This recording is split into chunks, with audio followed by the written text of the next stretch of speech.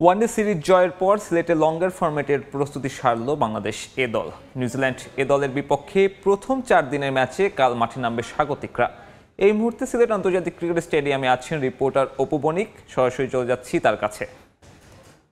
অপু, দেখুন, এই মুহূর্তে রয়েছে আমরা সিলেটে আন্তর্জাতিক ক্রিকেট স্টেডিয়ামে এবং আপনারা জানেন যে সিলেট খুব বৃষ্টিপ্রবণ অঞ্চল, তো সেটাকে কেন্দ্র করেই কিন্তু আজকে সকাল থেকে ঝিরিঝিরি কিন্তু বৃষ্টিপাত শুরু হয়েছিল এবং এখন তীব্র বৃষ্টিপাত হচ্ছে। আবহাওয়ার পূর্বাভাস যেটি বলছে প্রায় 45 থেকে 60 কিলোমিটার বেগে সিলেটে বৃষ্টি হওয়ার সম্ভাবনা রয়েছে এবং সেটাই আমরা দেখতে পাচ্ছি। যেহেতু আগামীকাল বাংলাদেশ এবং নিউজিল্যান্ড এ দলের টেস্ট সিরিজের প্রথম টেস্ট ম্যাচটি কিন্তু মাঠে গড়াবে, তো সেটাকে সামনে রেখেই কিন্তু মাঠ সেই ঠিকভাবেই কিন্তু প্রস্তুত হয়েছিল এবং আজকে সকালে গতকালের কথা যদি আমরা বলি, গতকালও কিন্তু বৃষ্টি উপেক্ষা করে বাংলাদেশ এবং নিউজিল্যান্ড এ দল অনুশীলন করেছেন এবং তারই ধারাবাহিকতায় কিন্তু আজও ঠিক একইভাবে কিন্তু বাংলাদেশ দল নির্ধারিত সময়ের আগে কিন্তু তারা মাঠে অনুশীলনে খুব ব্যস্ত সময় পার করেছেন, যেহেতু একটা লঙ্গার ম্যাচ খেলার সম্ভাবনা রয়েছে। তো সেই ক্ষেত্রে কিন্তু বাংলাদেশের প্লেয়ারদের মধ্যে সবাইকে আমরা খুব বেশি উচ্ছ্বসিত দেখেছি এবং মাঠে ঘাম ঝরিয়েছেন।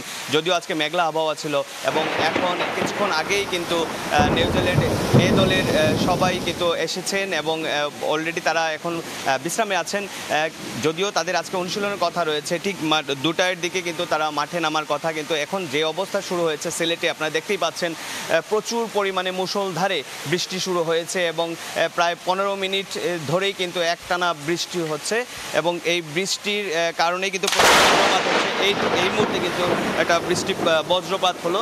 তো সব মিলিয়ে আগামীকাল যেহেতু টেস্ট ম্যাচের প্রথম যে ম্যাচটা কিন্তু মাঠে গড়াবে, তো বৃষ্টি যদি এরকম থাকে তো সেই ক্ষেত্রে কিছু প্রতিবন্ধকতা থাকতে পারে। তো এই ছিল বাংলাদেশ এবং নিউজিল্যান্ড টেস্ট সিরিজের প্রথম ম্যাচ শুরু হওয়ার আগের আমার কাছে একদম সর্বশেষ তথ্য।